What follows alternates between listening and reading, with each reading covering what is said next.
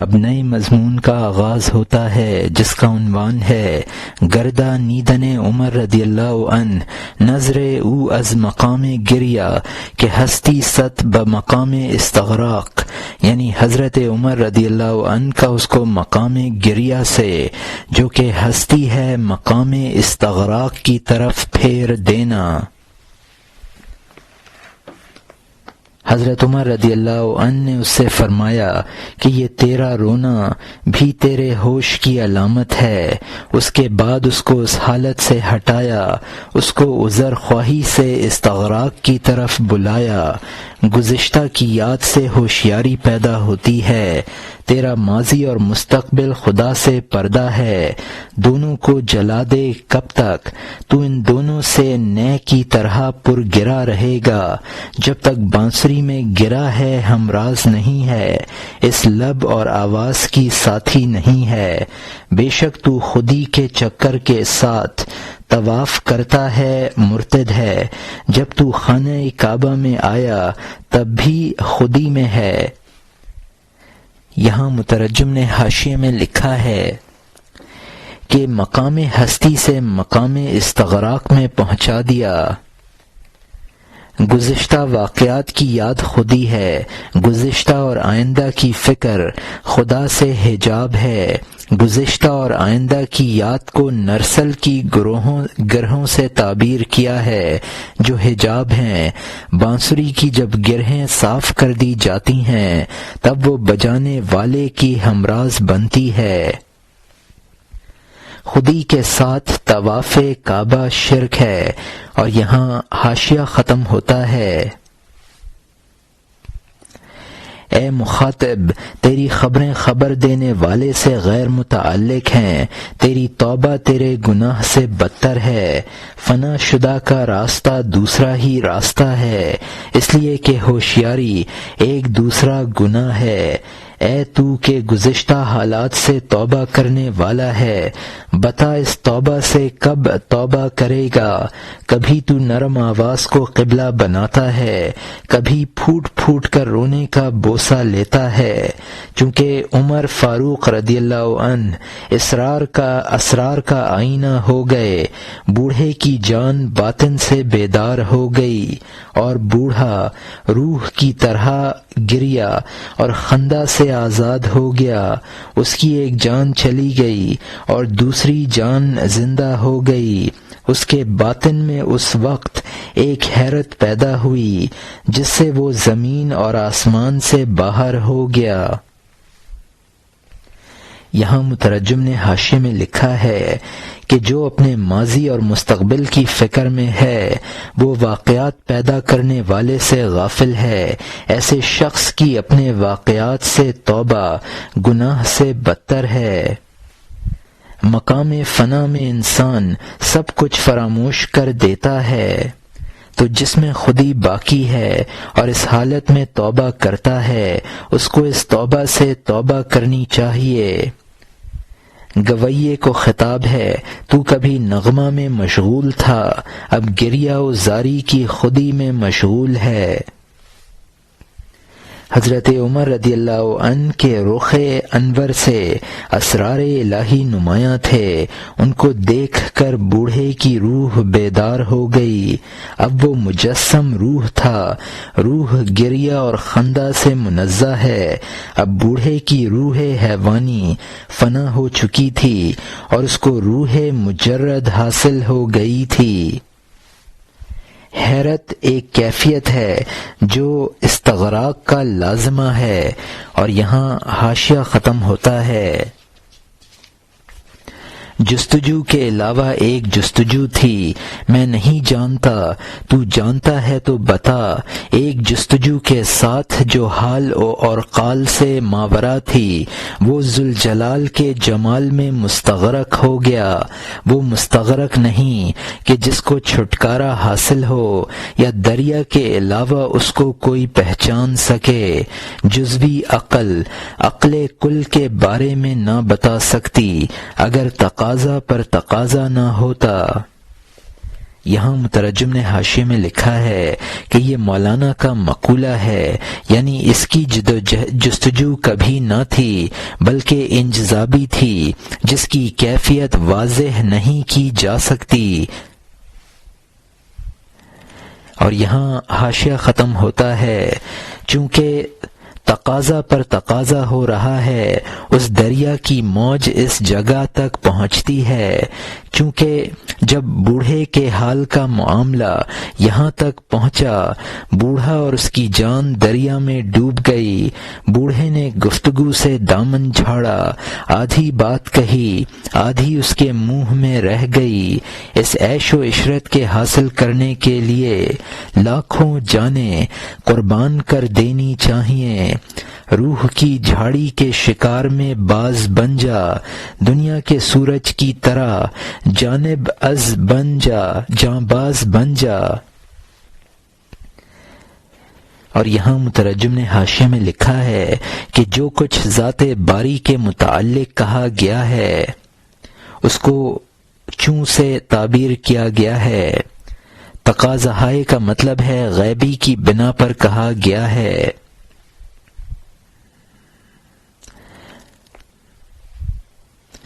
عالم باز ایک مشہور شکاری پرندہ ہے، جہاں باز کا مطلب ہے سورج اپنی روشنی ہر وقت دوسروں پر نچھاور کرتا ہے۔ اور یہاں حاشیہ ختم ہوتا ہے، اونچا آفتاب جان چھڑکنے والا واقع ہوا ہے، ہر سانس میں خالی ہوتا ہے اور وہ بھر دیتے ہیں۔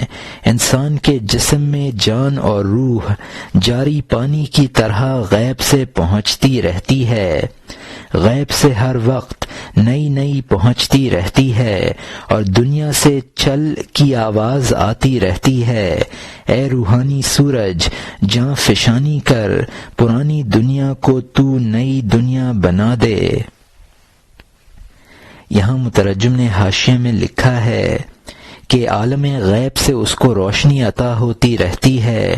دریا کی سطح جو آپ کو نظر آتی ہے، ہر آن اس میں سے سامنے کا پانی گزرتا رہتا ہے اور نیا پانی اس کی جگہ لیتا رہتا ہے۔ یہی حال صوفیہ کے نزدیک روح انسانی کا ہے۔ جسم کی دنیا سے نکل جا، یہ غیبی آواز آتی ہے۔ آفتاب مانوی کا مطلب ہے روحانی سورج، یعنی شیخ کامل۔ یہاں حاشیہ ختم ہوتا ہے، اب نئے مضمون کا آغاز ہوتا ہے جس کا عنوان ہے تفسیر دعائے آن دو فرشتہ کہ ہر روز برسرے بازار منادی کنند کہ اللہم اعطی کل منفق خلفا و کل ممسک تلفا، و بیان آن کا منفق مجاہد راہ حق ست نہ مصرف راہ ہوا، یعنی ان دو فرشتوں کی دعا کی تفسیر جو کہ ہر روز برسرے بازار اعلان کرتے ہیں کہ اے اللہ ہر خرچ کرنے والے کو اچھا بدل اور ہر بخیل کو تباہی عطا فرما، اور اس کا بیان کہ خرچ کرنے والا اللہ کے راستے کا مجاہد ہے، نہ کہ خواہشات میں اڑانے والا۔ پیغمبر صلی اللہ علیہ وسلم نے فرمایا کہ نصیحت کے لیے ہمیشہ دو فرشتے عمدہ منادی کرتے ہیں کہ اے خدا دنیا میں بخیلوں کو تو نہ عطا فرما مگر تباہی در تباہی، اے خدا خرچ کرنے والوں کو اچھا بدلہ دے، اے خدا بخیلوں کو تباہ کر دے۔ موقع دیکھ کر خرچ کرنے والے اور نہ خرچ کرنے والے اچھے ہوتے ہیں، جب موقع ہوتا ہے تو اثر کرتا ہے۔ اور یہاں مترجم نے حاشیے میں لکھا ہے کہ موقع پر خرچ کرنے والا اور بے موقع نہ خرچ کرنے والا بہتر ہوتا ہے۔ اور یہاں حاشیہ ختم ہوتا ہے، اے مخاطب، بہت سی جگہوں پر خرچ نہ کرنا خرچ کرنے سے بہتر ہے۔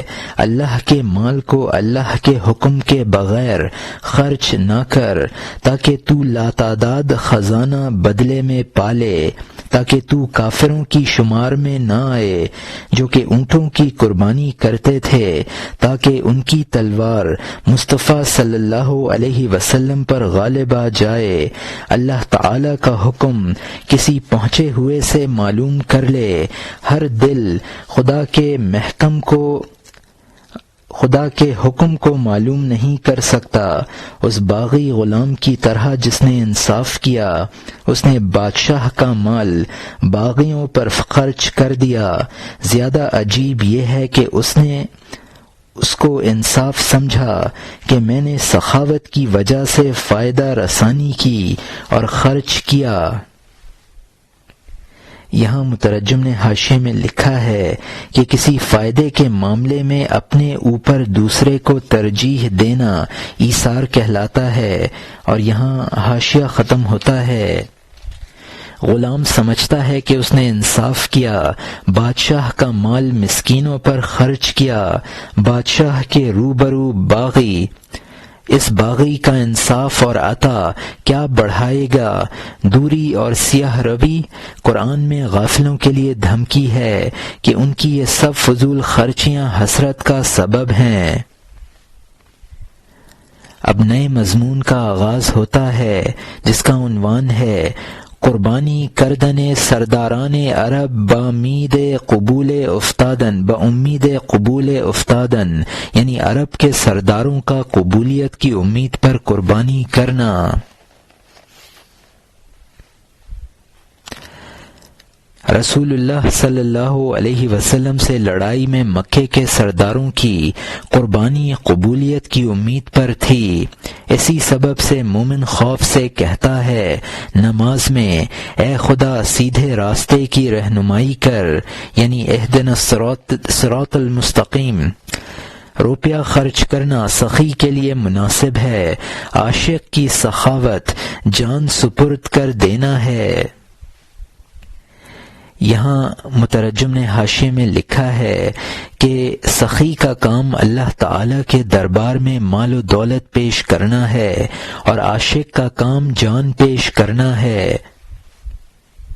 روٹی خیرات کرنے سے رزق کی فراخی ہوگی، جان قربان کرنے سے ابدی زندگی ملے گی۔ درخت پتجھڑ ہوتا ہے تو اللہ تعالیٰ اس کو پتے دیتے ہیں، تم جان قربان کرو گے تو اللہ جان عطا فرما دیں گے۔ اور یہاں حاشیہ ختم ہوتا ہے، اگر تو خدا کے لیے روٹی دے گا تجھے روٹی دیں گے، تو خدا کے لیے جان دے گا تو تجھے جان دیں گے۔ اگر اس چنار کے پتے جھڑ جائیں خدا اس کی بے سامانی کو سامان سے بدل دیتا ہے۔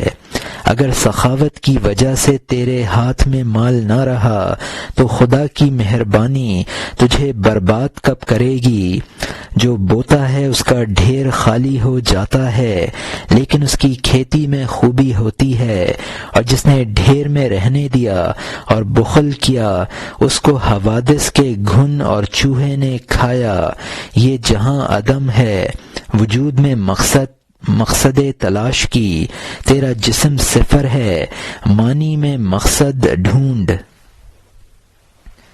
یہاں مترجم نے حاشیے میں لکھا ہے کہ اللہ کی راہ میں اگر مال خرچ ہوگا تو اللہ کا فضل کبھی ذلیل نہ ہونے دے گا۔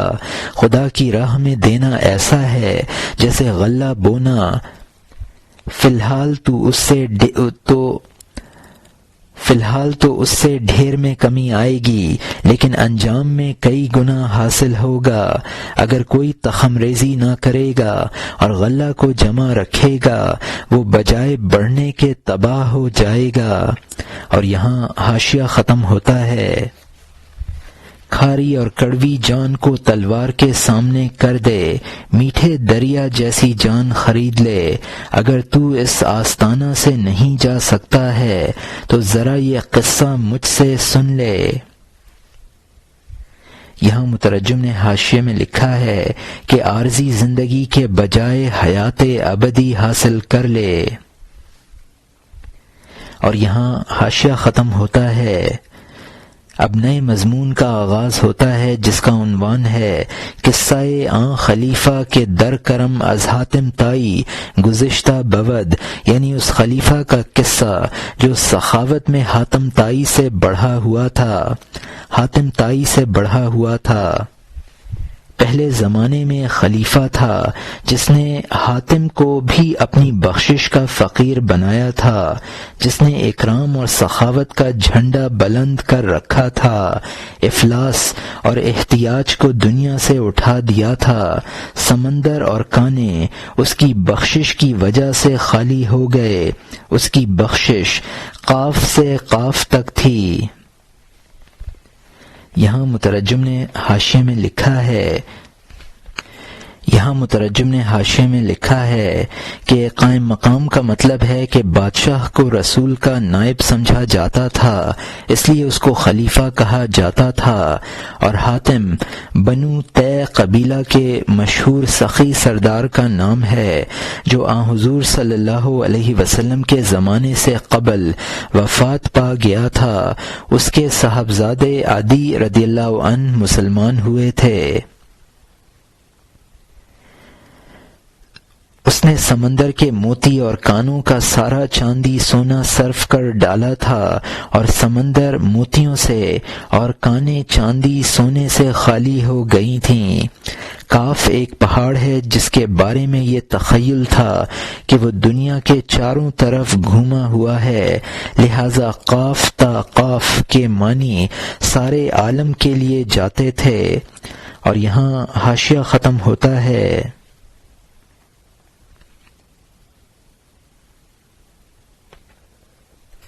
خاکدان دنیا میں ابر اور پانی تھا، اور وہ وہاب یعنی اللہ تعالی کی بخشش کا مظہر تھا۔ اس کی عطا سے سمندر اور کانے ہلچل میں تھیں۔ اس کی عطا کی طرف انسانوں کے قافلے در قافلے تھے۔ اس کا در اور دروازہ حاجتوں کا قبلہ تھا۔ سخاوت میں اس کا شہرائے عالم میں تھا۔ عجم بھی، روم بھی، ترک اور عرب بھی اس کی بخشش اور عطا سے تعجب میں تھے۔ وہ آب حیات اور دریائے کرم تھا۔ اس کی وجہ سے عرب اور عجم میں بھی جان پڑ گئی تھی۔ اس جیسے داد و دہش کے بادشاہ کے زمانے میں اب خوشی سے ایک قصہ سن۔ اور یہاں مترجم نے حاشیے میں لکھا ہے کہ وہاب کا مطلب ہے بہت زیادہ دینے والا، یہ اللہ تعالی کا نام ہے۔ قبلہ حاجت کا مطلب ہے وہ شخص جس کی طرف لوگ ضروریات میں متوجہ ہوں، اور آب حیواں کوئی چشمہ ہے جس کا پانی پینے سے ابدی زندگی حاصل ہو جاتی ہے۔ اور یہاں حاشیہ ختم ہوتا ہے۔ اب نئے مضمون کا آغاز ہوتا ہے جس کا عنوان ہے قصہ اعرابی درویش و ماجرا کردن زن باؤ از فقر و درویشی، یعنی ایک فقیر بدو کا قصہ اور اس کی بیوی کا اس سے جھگڑا کرنا فقر اور افلاس کے بارے میں۔ ایک رات بدو عورت نے شوہر سے کہا اور گفتگو حد سے بڑھا دی کہ ہم یہ سب محتاجی اور سختیاں جھیلتے ہیں، ساری دنیا خوش ہے اور ہم ناخوش ہیں، ہمارے لیے روٹی نہیں ہے، ہمارا سالن درد و رشک ہے، ہمارے پاس پیالہ نہیں ہے، ہمارا پانی آنکھ کے آنسو ہیں، ہمارا لباس دن میں سورج کی دھوپ ہے، رات میں ہمارا بچھونا اور لحاف چاندنی ہے، ہم نے چاند کی ٹکیا کو روٹی کی ٹکیا سمجھا ہے اور آسمان کی طرف ہاتھ اٹھائے ہوئے ہیں، ہماری فقیری فقیروں کے لیے باعث ذلت ہے، روزی کی فکر میں ہمارا دن رات ہے، اپنا اور پرایا ہم سے گریزاں ہے جیسا کہ سامری انسانوں سے۔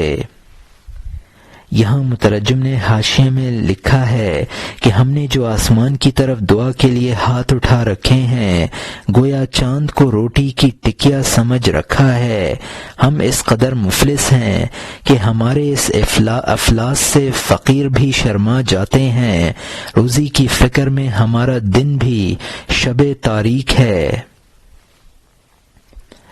اور یہاں حاشیہ ختم ہوتا ہے۔ اپنا اور پرایا ہم سے گریزاں ہے، جیسا کہ سامری انسانوں سے۔ اگر میں کسی سے ایک مٹھی مسور مانگوں تو وہ مجھ سے کہتا ہے کہ چپ ہو جا، غم کھائے جا اور مر جا۔ عرب کے لیے خصوصاً جنگ اور بخشش موجب فخر ہے۔ عرب میں ہم ایسے ہیں جیسے خط میں حرف غلط۔ کہاں کی جنگ، ہم بغیر غذا کے مردہ ہیں یا موت کی تلوار سے پریشان ہیں۔ کیسی خطا، ہم بلا قصور کے آگ میں ہیں۔ واہ کیسی دوا کیسی، ہم تو درد و غم سے پامال ہیں۔ کیسی بخشش، ہم بھیک مانگنے پر آمادہ ہیں، ہوا میں مکھی کے نشتر مارتے ہیں۔ اگر کوئی مہمان پہنچ جائے، اگر میں ہوں، رات کو سوئے تو اس کی گدڑی اتار لوں۔ اور یہاں مترجم نے حاشیے میں لکھا ہے کہ سامری وہ شخص ہے جس نے حضرت موسیٰ علیہ السلام کی عدم موجودگی میں بنی اسرائیل کو گوسالہ پرستی میں لگا دیا تھا۔ پھر حضرت موسیٰ علیہ السلام کی اس کو بد دعا لگی تو اس کا یہ حال ہو گیا کہ اگر اس کو کوئی چھوئے تو دونوں کو بخار چڑھ جاتا تھا، اس لیے وہ لوگوں سے بچا پھرتا تھا۔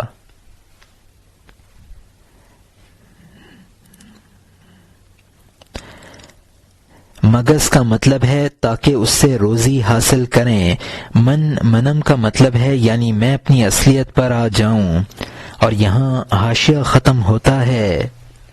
اس طور پر یہ قصہ اور گفتگو بیان سے بڑھی ہوئی شوہر سے کرتی کہ مشقت اور افلاس سے ہم ذلیل ہو گئے ہیں، پریشانی اور مجبوری سے ہم جل گئے ہیں، ہم کب تک اس طرح کی ذلت برداشت کریں؟ آگ کے گہرے سمندر میں ہم غرق ہیں۔ اگر کسی روز اچانک کوئی مہمان آ جائے، ہمیں انتہائی شرمندگی اٹھانی پڑے، لیکن اگر کوئی مہمان بلا تحقیق آ جائے، سمجھ لے کہ ہم مہمان کا جوتا بیچ کھائیں گے۔ یہاں مترجم نے حاشیے میں لکھا ہے کہ ہماری حقیقت معلوم کیے بغیر کا مطلب کو بے ثبوت کہا ہے۔ سازی میں قوت کا مطلب ہے یعنی ہم اس کے جوتے بیچ کھائیں گے۔ اور یہاں حاشیہ ختم ہوتا ہے۔ اب نئے مضمون کا آغاز ہوتا ہے جس کا عنوان ہے مغرور شدن مریدان محتاج و تشبیہ بمدعیان مزور و عیشا نرا شیخ و واصل پنداشتن و نقد را از نقل نداستن وہ نیافتن، یعنی ضرورت مند مریدوں کا دھوکہ کھانا اور بناوٹی مدعیوں سے شبہ میں پڑنا اور ان کو پہنچا ہوا بزرگ سمجھنا اور کھرے کو نقلی سے نہ پہچاننا اور نہ پانا۔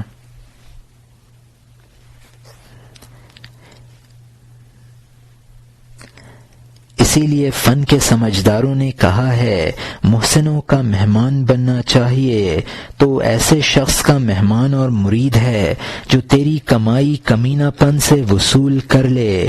وہ قابو پانے والا نہیں ہے کہ تجھے قابو پانے والا بنائے، روشنی نہ دے تجھے تاریک بنا دے گا، روشنی نہ دے گا تجھے تاریک بنا دے گا۔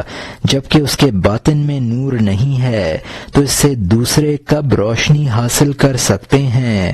اس چندھے کی طرح جو آنکھ کا علاج کرے، آنکھوں میں سوائے سنگ یشم کے اور کیا لگائے گا؟ افلاس اور مشقت میں ہمارا یہ حال ہے۔ کوئی مہمان ہم سے دھوکہ نہ کھائے۔ اگر تو نے مجسم 10 سالہ قحط نہ دیکھا ہو تو آنکھ کھول اور ہمیں دیکھ لے۔ ہمارا ظاہر مدعی کے باطن کی طرح ہے، اس کے دل میں تاریکی ہے اور اس کی زبان چمکیلی تیز ترار ہے، اس میں خدا کی نہ بو ہے نہ اثر، اس کی دعوت شیت اور ابو البشر سے بڑھی ہوئی ہے۔ یہاں مترجم نے حاشیے میں لکھا ہے کہ شیت حضرت آدم علیہ السلام کے بیٹے تھے جو نبی تھے۔ بلبشر کا مطلب ہے انسانوں کے باپ، یعنی آدم علیہ السلام۔ اور یہاں حاشیہ ختم ہوتا ہے، شیطان نے بھی اس کو اپنی صورت نہیں دکھائی، وہ یہ کہتا ہے کہ میں ابدال سے بھی بڑھا ہوا ہوں، درویشوں کی بہت سی باتیں چرا لی ہیں تاکہ یہ گمان ہو کہ وہ بھی کچھ ہے۔ باتوں میں حضرت بایزید کی عیب گیری کرتا ہے، اس کے باطن سے یزید کو بھی شرم آتی ہے۔ یہاں مترجم نے حاشیے میں لکھا ہے کہ یزید کا مطلب ہے ابن معاویہ رضی اللہ عنہ کے بیٹے، جن کے دور حکومت میں حضرت حسین رضی اللہ عنہ شہید ہوئے تھے۔ بایزید بستامی رحمۃ اللہ علیہ مشہور بزرگ ہیں۔ اور یہاں حاشیہ ختم ہوتا ہے، آسمان کی روٹی اور خوان سے بے سر و سامان ہے، اللہ تعالی نے اس کے سامنے ایک ہڈی بھی نہیں ڈالی ہے۔ اس نے منادی کی ہے کہ میں نے دسترخوان بچھا رکھا ہے، میں اللہ تعالی کا نائب اور خلیفہ زادہ ہوں۔ اے پیچ در پیچ احمقو، صلائے عام ہے، میری بخشش کے خوان سے کھاؤ، حالانکہ ہیچ در ہیچ ہے۔ کل کے وعدے پر لوگ سالوں اس دروازے کے گرد چکر کھاتے ہیں اور کل آنے والی نہیں ہے۔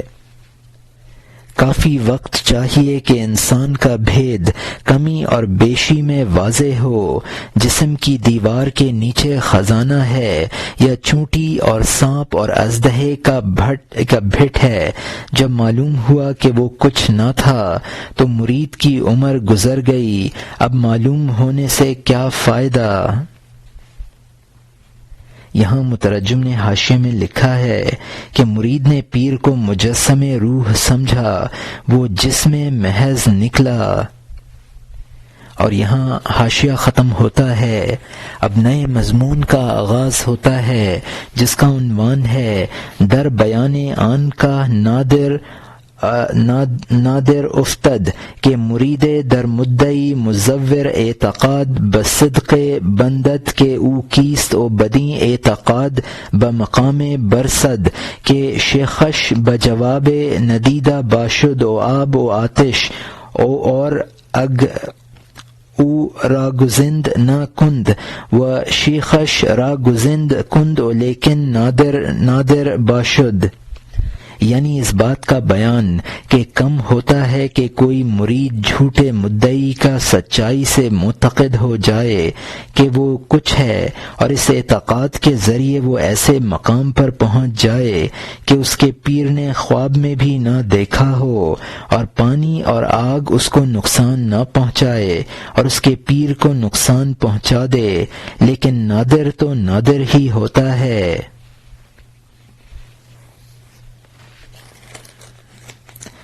لیکن نادر ہے کہ مرید کو روشنی کی وجہ سے اس کے حق میں وہ جھوٹ مفید ہو جائے، وہ اپنے نیک ارادے کی وجہ سے ایک مقام تک پہنچ جاتا ہے، اگرچہ جس کو اس نے جانا تھا جسم ثابت ہوا، اس کے لیے ایسے احوال رونما ہوتے ہیں کہ اس کے ناچیز پیر نے سالوں بھی نہیں دیکھے، جیسا کہ آدھی رات میں قبلہ کی اٹکل کرنا، ادھر قبلہ نہیں ہے لیکن اس کی نماز درست ہو گئی۔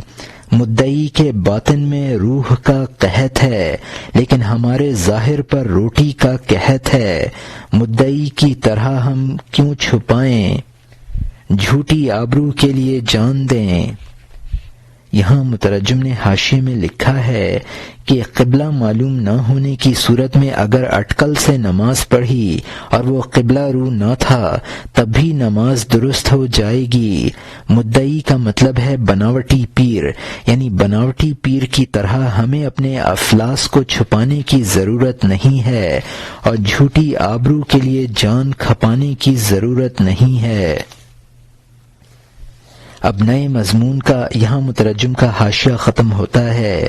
اب نئے مضمون کا آغاز ہوتا ہے جس کا عنوان ہے صبر فرمودن اعرابی زن خود را او فضیلت صبر گفتن، کہ بدو کا اپنی بیوی کو صبر کا حکم دینا اور صبر کی فضیلت کا بیان کرنا۔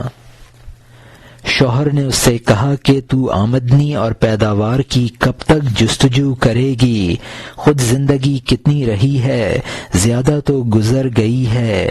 سمجھدار کمی بیشی کو نہیں دیکھتا ہے، اس لیے کہ دونوں بہاؤ کی طرح گزر جاتے ہیں، خواہ صاف ہو یا بہاؤ کی گدلی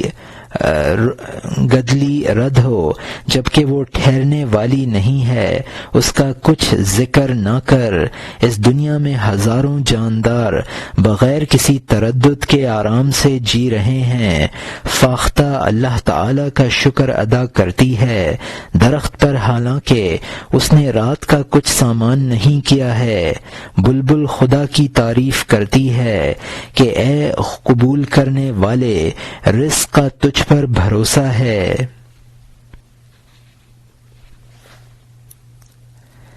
باز نے بادشاہ کے ہاتھ کو دعوت نامہ بنا کر تمام مرداروں سے امید منقطع کر لی۔ اسی طرح مچھر سے لے کر ہاتھی تک سب اللہ تعالی کا کنبہ ہیں، اور اللہ تعالی بہترین پرورش کرنے والا ہے۔ یہاں مترجم نے حاشیے میں لکھا ہے کہ اندلیب کا مطلب ہے بلبل، مجیب کا مطلب ہے دعا کو قبول کرنے والا، یعنی اللہ تعالی۔ باز کو ہاتھ پر بٹھایا جاتا ہے۔ باز کی اصل خوراک مردوں کی ہڈیاں ہیں، اور عیال کا مطلب وہ لوگ ہیں جن کے اخراجات ذمہ ہوں۔ اور یہاں حاشیہ ختم ہوتا ہے۔ یہ سب غم جو سینوں میں ہیں ہماری ہستی کے غبار اور بگولے ہیں، یہ جڑ کھودنے والے غم ہمارے لیے درانتی کی طرح ہیں۔ اس طرح ہو گیا، اس طرح ہو گیا، ہمارے وسوسے ہیں۔ سمجھ لے کہ ہر غم موت کا ایک ٹکڑا ہے۔ اگر کوئی تدبیر ہے تو موت کے حصے کو اپنے سے دفع کر دے۔ جب تو موت کے حصے سے نہیں بھاگ سکتا ہے، سمجھ لے کہ اس کے کل کو تجھ پر طاری کر دیں گے۔ اگر موت کا جز تیرے لیے میٹھا ہو گیا ہے، سمجھ لے کہ خدا کل کو میٹھا کر دے گا۔ یہاں مترجم نے حاشیے میں لکھا ہے کہ رنج و غم موت کے اجزاء ہیں، اور موت سے مفر نہیں ہے تو ان سے بھی مفر نہیں ہے۔ شعر ہے، قید حیات و بند غم اصل میں دونوں ایک ہیں، موت سے پہلے آدمی غم سے نجات پائے کیوں؟ اور یہاں حاشیہ ختم ہوتا ہے۔ درد موت کے قاصد ہیں، اے بے وقوف قاصد سے منہ نہ موڑ۔ جو شخص خوشگوار زندگی بسر کرتا ہے وہ تلخ موت مرتا ہے۔ جو شخص تن پروری کرتا ہے جان نہ بچا سکے گا۔ بکری کو جنگل سے لاتے ہیں، جو زیادہ موٹی ہوتی ہے اس کو ذبح کرتے ہیں۔ اے چاند، رات گزر گئی اور صبح ہو گئی، تو اس قصہ کو کب تک دہرائے گی؟ یہاں مترجم نے حاشیے میں لکھا ہے کہ جو مصائب جھیلنے کے عادی نہیں ہیں، موت کے وقت اس کو بڑی تکالیف کا سامنا کرنا پڑتا ہے۔ موٹی بکری کی موت جلد آتی ہے۔ اور یہاں مترجم کا حاشیہ ختم ہوتا ہے۔ تو جوان تھی تو زیادہ صابر تھی، تو زر کی طلبگار بن گئی، پہلے تو خود زر تھی۔ تو میوے سے بھری انگور کی بیل تھی، کیوں خراب ہو گئی؟ میوہ پکنے کے وقت تو سڑ گئی۔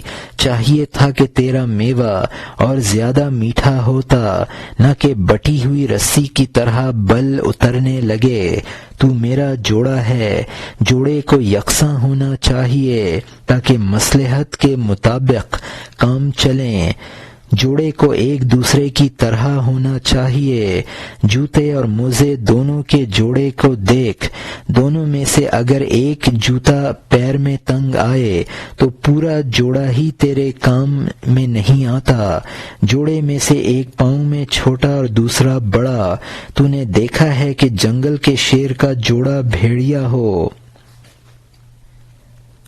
بوروں کا جوڑا اونٹ پر ٹھیک نہیں ہو سکتا کہ ان میں سے ایک خالی ہو اور دوسرا مال سے بھرا ہو۔ میں جرأت سے قناعت کی طرف جاتا ہوں، تو برائی کی طرف کیوں جاتی ہے؟ یہاں مترجم نے حاشیے میں لکھا ہے کہ اے قمر کا مطلب ہے چاند۔ چاند کہہ کر بیوی کو خطاب کیا ہے۔ استغنا کی وجہ سے تو خود بمنزلہ سونے کی تھی۔ چوں رسن کا مطلب ہے کہ جس رسی کو الٹا بل دیا جائے، چھوڑنے سے فوراً اس کے بل اتر جاتے ہیں۔ ایک موزہ یا جوتا اگر پیر میں تنگ ہو تو دوسرا بھی بیکار ہے۔ بھیڑیا یعنی شیر اور بھیڑیے سے جوڑا نہیں بنتا ہے۔ اور یہاں حاشیہ ختم ہوتا ہے۔ صابر مرد خلوص اور دل سوزی سے دل نکلنے تک اسی طرح بیوی سے کہتا رہا۔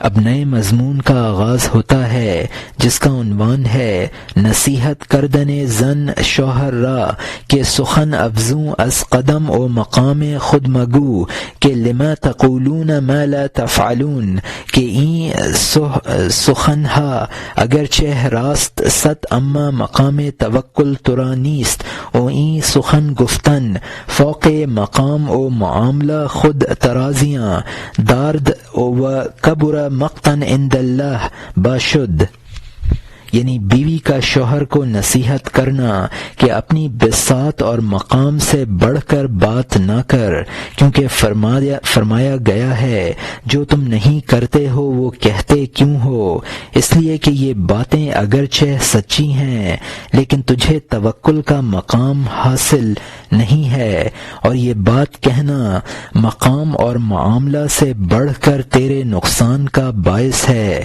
اور اللہ کے نزدیک بڑی موجب عذاب ہے کا مصداق ہوگی۔ عورت اس پر چیخی کہ اے عزت کے شیدائی، اب میں زیادہ تیرے فریب میں نہ آؤں گی، دعوے اور دعوت کی بکواس نہ کر، جا تکبر اور غرور کی بات نہ کر، دنیا داری اور کر و فر کی باتیں کب تک، اپنا کام اور حال دیکھ اور شرم کر، تکبر اور دعویٰ اور غرور اور بکواس دل سے نکال دے تاکہ تو نجات پائے۔ تکبر برا ہے اور مفلسوں سے اور زیادہ برا ہے۔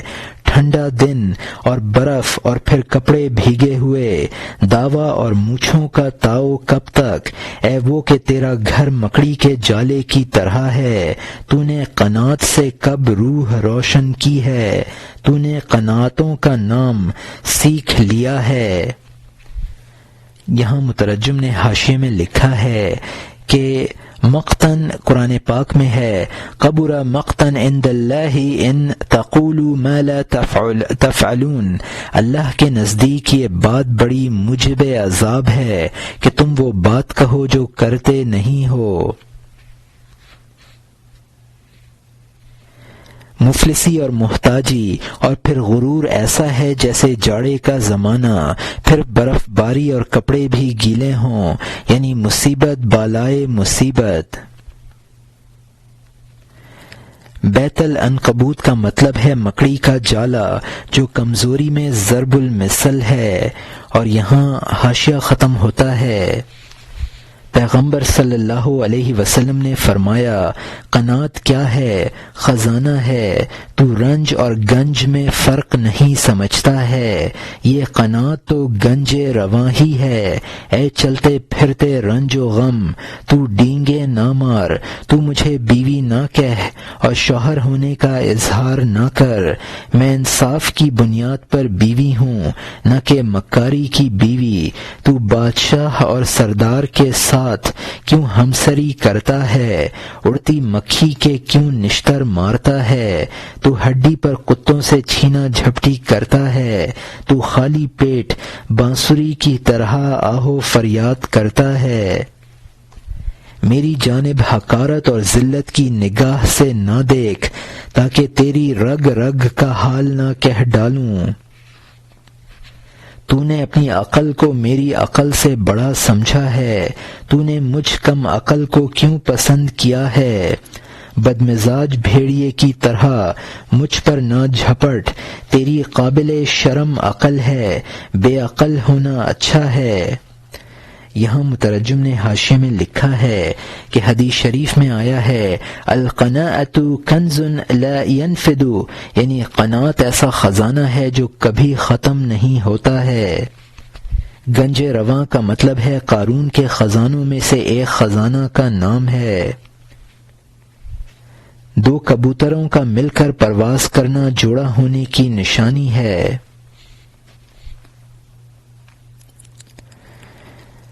جوڑے کے لیے مجھے کیوں پسند کیا ہے، یعنی تو اپنی عقل کے ذریعے لوگوں کو پھانستا ہے، تو انسانوں کو تباہ کرتا ہے تو تو سانپ ہے، لوگوں کو پھنساتا ہے تو تو سپیرا ہے۔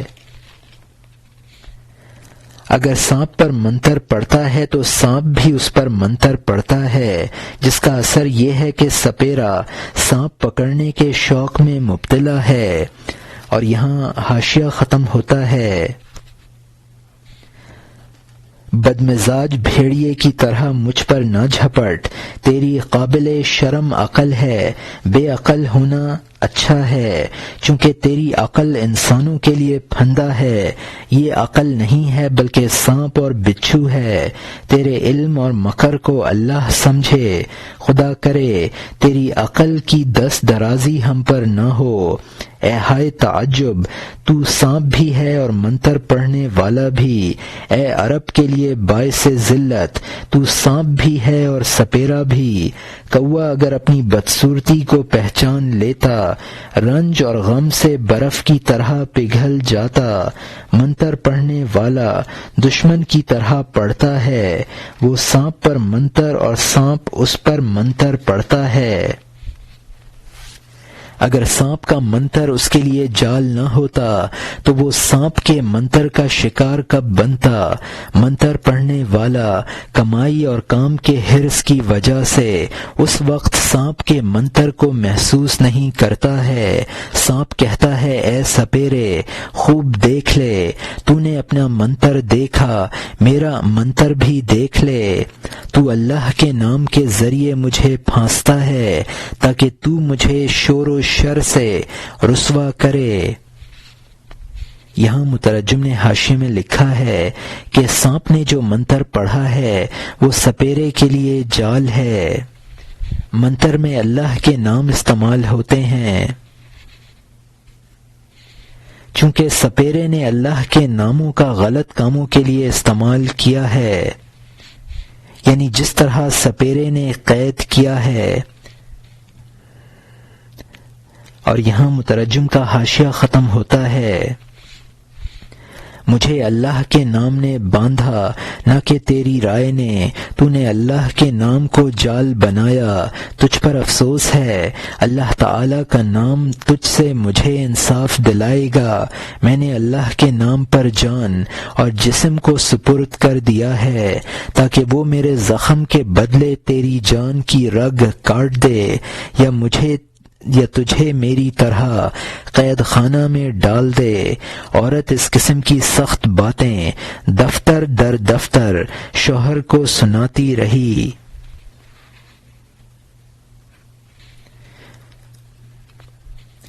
یہاں نئے مضمون کا آغاز ہوتا ہے جس کا عنوان ہے نصیحت کردن مرد زن را کہ در فقیراں بخواری منگر او درکار حق بگمان کمال نگر او تانا مزن در فقر و فقیراں از بے نوائی خویشتن، یعنی مرد کا عورت کو نصیحت کرنا کہ فقیروں کو ذلت سے نہ دیکھ اور اللہ کے معاملہ میں کمال کے گمان سے نظر کر، اور اپنے افلاس کی وجہ سے فقر اور فقیروں پر طعنہ زنی نہ کر۔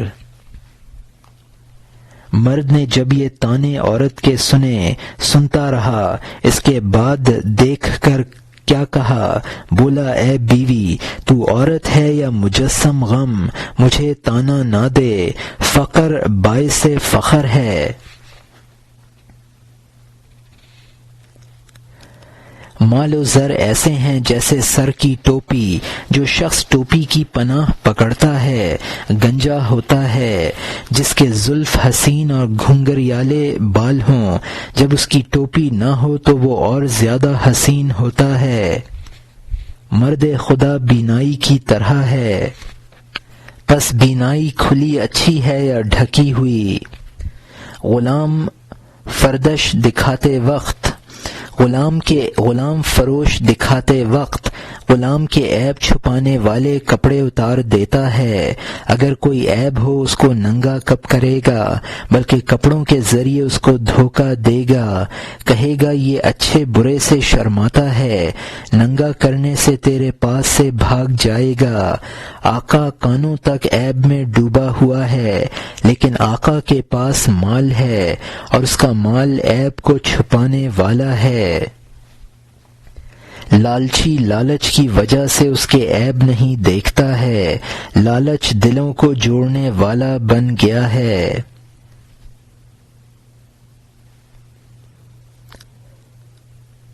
اگر فقیر کان کے سونے کسی بات کہے، اس کا سامان دکان میں راہیاب نہیں ہوتا ہے۔ درویشی کا معاملہ تیری سمجھ سے اونچا ہے، تو ذلت سے درویشوں کو نہ دیکھ، کیونکہ درویشی دنیاوی کاموں سے جداگانہ چیز ہے۔ ان درویشوں کے لیے اللہ کی طرف سے ہر وقت بخشش ہے، بلکہ درویش ملک اور مال کے علاوہ اللہ سے ایک بھاری روزی پاتے ہیں۔ اللہ تعالی عادل ہے اور عادل کمزوروں پر کب ظلم کرتے ہیں۔ ایک کو نعمت اور سامان دیں اور دوسرے کو آگ پر رکھیں، اس کو آگ جلائے جو یہ گمان کرے دونوں جہان کے خالق کے بارے میں۔ فقر میرا فخر ہے، نہ گپ ہے نہ مجاز، لاکھوں عزتیں اور ناز پوشیدہ ہیں۔ تو نے غصے سے میرے بہت نام دھرے، تو نے مجھے سانپ جیسی خصلت والا اور سپیرا بتایا۔ اگر میں سانپ پکڑتا ہوں اور اس کے دانت اکھاڑ دیتا ہوں تو اس لیے کہ اس کو سر کچلنے سے محفوظ کر دوں، چونکہ دانت اس کی جان کے دشمن ہیں۔ میں دشمن کو اس علم کے ذریعے دوست بناتا ہوں۔ میں لالچ کی وجہ سے منتر نہیں پڑھتا ہوں، میں نے تو لالچ کو اوندھے منہ کر دیا ہے۔ خدا کی قسم مجھے لوگوں سے لالچ نہیں ہے، میرے دل میں قناعت کا ایک جہاں ہے۔ یہاں مترجم نے حاشیے میں لکھا ہے کہ جو خدا کے بارے میں یہ خیال کرے کہ غنا باعث رحمت اور فقر باعث عذاب ہے، خدا اس کو برباد کر دے۔ اپنے حقیقی الفخر فخری، یہ حدیث ہے، صحیح بات ہے اور اپنے حقیقی معنی میں ہے۔ سانپ کو اس کے دانتوں کی وجہ سے مارا جاتا ہے، یعنی میں نے لالچ کو دل سے نکال دیا ہے۔ اور یہاں حاشیہ ختم ہوتا ہے، تو امرود کے درخت سے ایسا دیکھتی ہے، اس سے اترا تاکہ وہ گمان نہ رہے، جب تو گھومے اور سر چکرانے لگے تو گھر کو گھومتا دیکھے گا، حالانکہ گھومنے والا تو ہی ہے۔ اور یہاں مترجم نے حاشیے میں لکھا ہے کہ مولانا نے دفتر چہارم میں ایک قصہ نقل کیا ہے کہ ایک بدکار عورت نے اپنے شوہر کے ساتھ یہ فریب کیا کہ اس کو باغ میں لے گئی اور ایک امرود کے درخت کے نیچے لے جا کر بولی کہ تو نیچے رہ، میں اوپر سے امرود دوں گی۔ شوہر نیچے رہا اور وہ اوپر سے امرود دینے لگی۔ پھر تھوڑی دیر بعد شور مچانے لگی کہ تو بدفعلی کیوں کر رہا ہے؟ وہ مرد حیران ہوا اور انکار کیا تو بولی اچھا تو اوپر چڑھ کے امرود توڑ کر مجھے دے، اور خود نیچے اتر آئی۔ جب وہ امرود توڑ کر دے رہا تھا اس نے اپنے ایک یار کو بلایا اور اس سے زنا میں مصروف ہو گئی۔ شوہر اوپر سے چیخا کہ یہ کیا حرکت ہے؟ تو کہنے لگی کہ کچھ نہیں، ہاں یہ اس پیڑ کا اثر ہے جو اس پر چڑھا ہوتا ہے، اس کو نیچے کا آدمی بدفعلی کرتا نظر آتا ہے۔ مولانا نے ایک قصہ کی طرف اس شعر میں اشارہ کیا ہے۔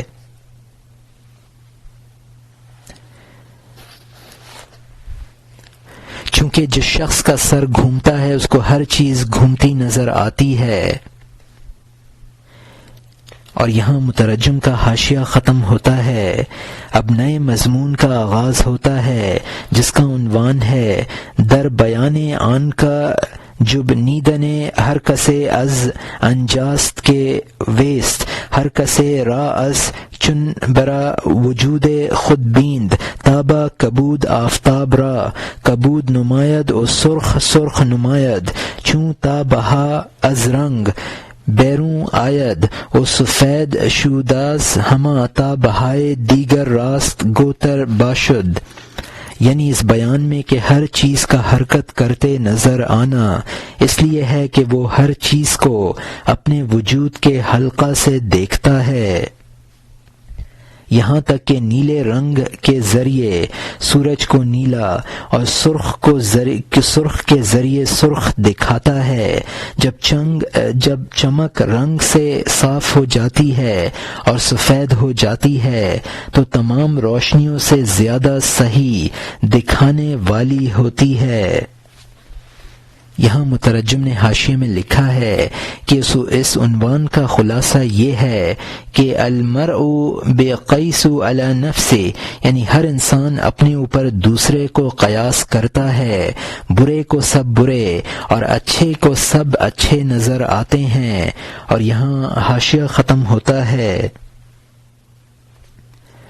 ابو جہل نے احمد صلی اللہ علیہ وسلم کو دیکھا اور کہا تو بدصورت ہے جو بنی ہاشم میں پیدا ہوا ہے۔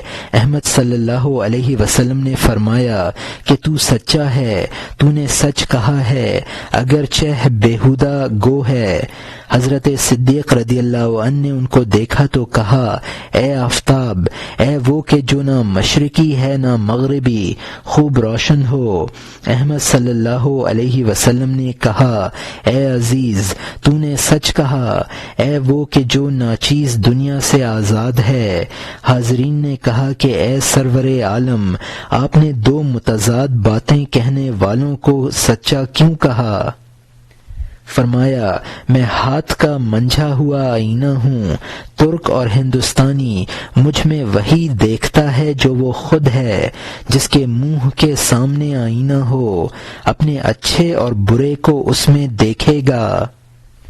اے بیوی، اگر تو مجھے لالچی سمجھتی ہے تو اس زنانہ اٹکل سے باہر نکل، وہ فقر لالچ کے مشابہ ہے اور رحمت ہوتا ہے جہاں یہ نعمت ہو وہاں لالچ کہاں۔ تو 2 دن فقر کو آزما لے تاکہ فقر کے ذریعے تجھے دگنی غنا نظر آئے۔ فقر پر صبر کر لے اور اس رنج کو ترک کر دے، کیونکہ فقر میں خداداد عزت ہے۔ یہاں مترجم نے حاشیے میں لکھا ہے کہ صدیق حضرت ابو بکر رضی اللہ عنہ کا لقب ہے۔ حضور صلی اللہ علیہ وسلم نہ صرف مشرق والوں کے لیے ہیں نہ مغرب والوں کے لیے، بلکہ آپ رحمت للعالمین ہیں۔ اور یہاں مترجم کا حاشیہ ختم ہوتا ہے۔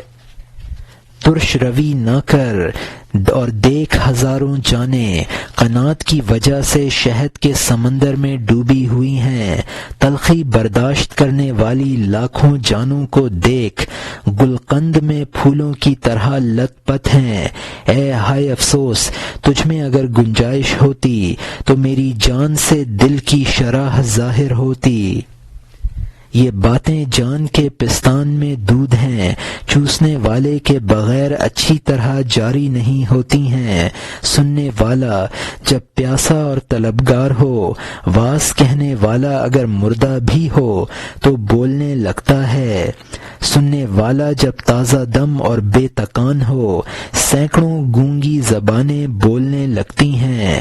جب دروازے سے کوئی نامحرم آتا ہے، مستورات پردے میں چھپ جاتی ہیں۔ یہاں مترجم نے حاشیے میں لکھا ہے کہ اسرار معرفت شیخ پر اس وقت وارد ہوتے ہیں جب کوئی طالب صادق ہو۔ شیخ کی طبیعت حاضر نہ بھی ہو تو واردات شروع ہو جاتی ہیں۔ وہ شخص جو اسرار سننے کی صلاحیت نہ رکھتا ہو اس کو نامحرم کہا ہے۔ مستورات کا مطلب ہے یعنی اسرار معرفت۔ اور یہاں مترجم کا حاشیہ ختم ہوتا ہے۔ اگر کوئی محرم آتا ہے، خدا اس کو سلامت رکھے، تو مستورات نقاب اٹھا دیتی ہیں۔ جس چیز کو اچھا اور عمدہ اور حسین بناتے ہیں، دیکھنے والی آنکھ کے لیے بناتے ہیں۔ سارنگی کے زیر و بم کی آواز کب ہوتی ہے؟ بہرے بے حس کے کان کے لیے۔ اللہ تعالی نے مشک کو خوشبودار بیکار نہیں بنایا، سونگنے کے لیے بنایا ہے، بے حس ناک والے کے لیے نہیں بنایا۔ اللہ تعالی نے بانسری کو خوش آواز بیکار نہیں بنایا، انسان کے لیے بنی ہے، شیطان کے لیے نہیں ہے۔ اللہ تعالی نے زمین و آسمان کو بنایا ہے، درمیان میں نور اور نار کو روشن کیا ہے۔ اس زمین کو خاک والوں کے لیے، آسمان کو آسمان والوں کے رہنے کی جگہ بنایا۔ نیچے رہنے والا انسان اوپر کا مخالف ہوتا ہے، ہر مکان کا خریدار پیدا ہو جاتا ہے۔ اے پردہ نشین، کبھی تو تیار ہوئی ہے؟ اپنے آپ کو اندھے کے لیے تو نے آراستہ کیا ہے۔ اگر میں دنیا کو اچھوتے موتیوں سے بھر دوں تب بھی تیرا حصہ نہ ہو تو میں کیا کروں؟ اے بیوی، ڈکیتی اور جنگ ترک کر دے، اگر نہیں چھوڑتی ہے تو مجھے چھوڑ دے۔ نیک و بد کی لڑائی کا میرے لیے کیا موقع ہے، اس لیے کہ میرا دل تو صلح سے بھی بھاگتا ہے۔ میرے ان زخموں پر ڈنک نہ مار، میری بے خود جان پر زخم نہ لگا۔ اگر تو چپ ہوتی ہے تو خیر، ورنہ میں یہ کروں گا کہ ابھی گھر بار چھوڑ دوں گا۔ تنگ جوتے سے پیر کا ننگا ہونا بہتر ہے، خانہ جنگی سے سفر کی تکلیف بہتر ہے۔ یہاں مترجم نے حاشیے میں لکھا ہے کہ در مکنوں سیپ میں چھپا ہوا موتی جو نہایت آبدار ہوتا ہے۔ جنگ و جدل تو درکنار، صلح کی بھی میرے دل میں گنجائش نہیں، علائق دنیاوی ختم کر چکا ہوں۔ اور یہاں حاشیہ ختم ہوتا ہے۔ اب نئے مضمون کا آغاز ہوتا ہے جس کا عنوان ہے مراعات کردن زن شوئے را و استغفار نمودن از گفتۂ خود، یعنی عورت کا مرد کی رعایت کرنا اور اپنے کہے ہوئے سے توبہ کرنا۔ جب عورت نے اس کو دیکھا کہ تند اور تیز ہے، رونے لگی۔ رونا تو خود عورت کا جال ہے۔ بولی میں تمہیں ایسا نہ خیال کرتی تھی، تم سے تو مجھے اور ہی توقع تھی۔ عورت خاکساری سے پیش آئی، بولی میں تمہاری خاک ہوں، بیوی نہیں ہوں۔ میرا جسم اور جان جو کچھ بھی ہے تیری ملک ہے، حکم اور فرمان سب تیرا ہے۔ اگر فقیری سے میرا دل اکھڑا، یہ اپنے لیے نہیں بلکہ تیرے لیے ہے۔ تو میرے دردوں کی دوا رہا ہے، میں نہیں چاہتی کہ تو بے سر و سامان رہے۔ تیری جان کی قسم، یہ اپنے لیے نہیں ہے، یہ رونا اور چیخنا تیرے لیے ہے۔ خدا کی قسم، میری ہستی تیرے لیے ہے، اور وہ ہر وقت چاہتی ہے کہ تجھ پر قربان ہو جائے۔ کاش تیری وہ جان جس پر میری جان فدا ہے، میری جان کے دل کی بات سے واقف ہو جاتی، جبکہ تیرا گمان میرے ساتھ یہ ہے، میں جسم و جان سے بیزار ہو گئی ہوں۔ یہاں مترجم نے حاشیے میں لکھا ہے کہ تو کہ جس پر میری جان قربان ہے، میرے دل کی بات سے واقف ہو جاتا اور میرے ظاہری الفاظ سے برا نہ مانتا۔ تو نے بدگمانی سے سمجھا کہ میں محض اپنے آرام کے لیے زر کی طالب ہوں، لہٰذا میں جینے سے بیزار ہوں۔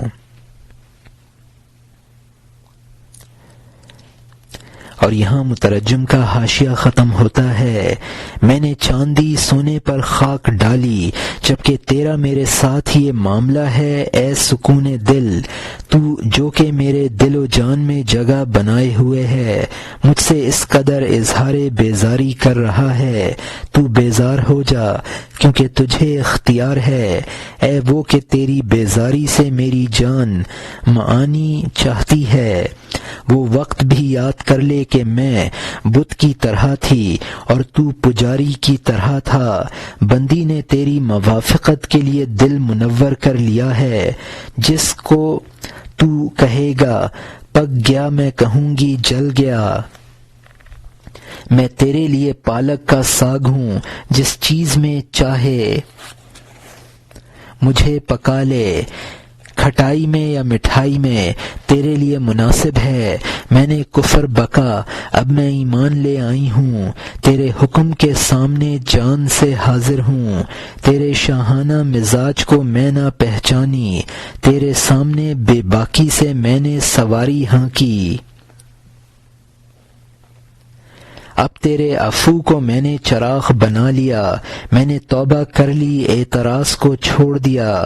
میں تیرے سامنے تلوار اور کفن رکھتی ہوں، تیرے سامنے گردن جھکاتی ہوں، مجھے مار ڈال۔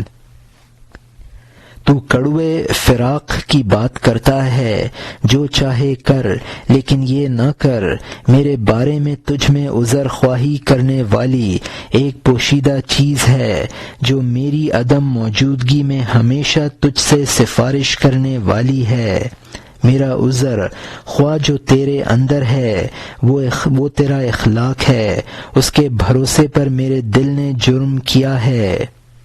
اے غضبناک، اپنی طرف سے چپکے سے رحم کر دے، اے وہ کہ تیرا خلق 100 من شہد سے بہتر ہے۔